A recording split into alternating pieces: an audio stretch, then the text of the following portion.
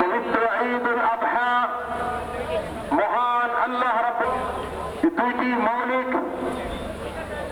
বিশেষ আর রমজানের শেষে শাওয়ালের প্রথম তারিখে আমরা আদায় করেছি আরেকটি দিন, সেটি ছিল ঈদুল ফিতর।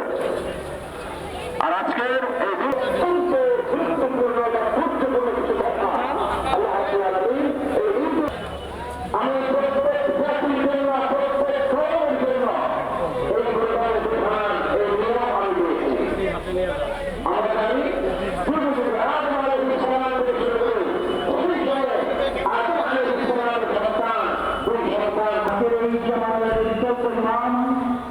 বাইতুল মোকাররম জাতীয় মসজিদের সম্মানিত সিনিয়র প্রেসিডেন্ট হাফেজ মুফতি মাওলানা মিজানুর রহমান সালাত আদায়ের জন্য এখানে উপস্থিত হওয়ার তৌফিক আল্লাহ পাক আমাদের দান করেছেন।